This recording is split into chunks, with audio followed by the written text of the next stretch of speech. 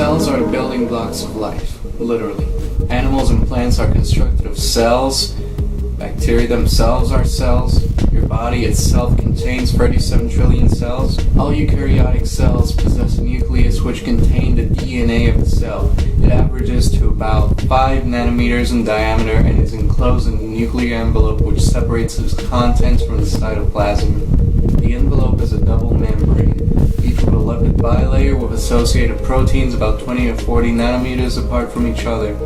Along the layer, there are pores with a protein structure called a pore complex, which regulates the entry and exit of most proteins and RNA molecules.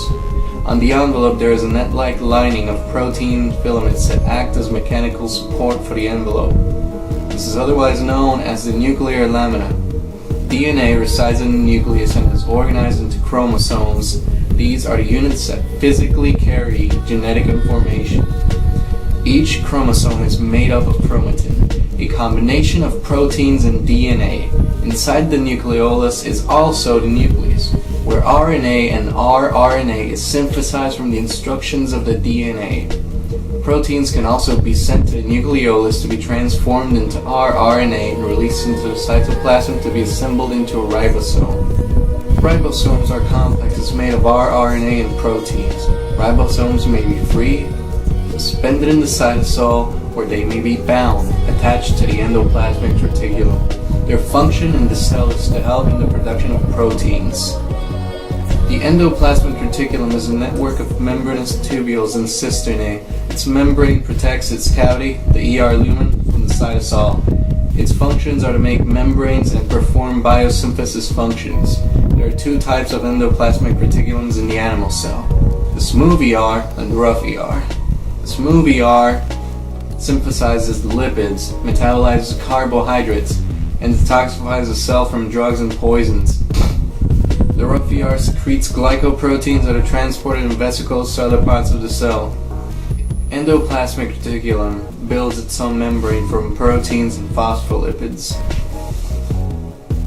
The Golgi apparatus is specialized for secretion. It receives the transport vesicles from the ER to modify, store, and ship the product to other destinations. It consists of cisternae and flattened membrane sacs, each having its own function. The cis fuses with transport vesicles as it receives materials, while the trans sends off vesicles to other destinations. As materials go through the Golgi apparatus, products of the endoplasmic reticulum are transformed to its final form. The lysosome is a membrane-bound sac, which is full of hydrolytic enzymes used in digestion of micromolecules. When lysosomes fuse with food vacuoles, they digest the polymers into monomers. They basically just digest stuff. Peroxisomes are another digestive enzyme sac. They reside in both the plant and animal cells. Their function is to break down fatty acids into sugar, detoxify the cell, and produce peroxide. Mitochondria generate ATP and help in cellular respiration in the presence of oxygen.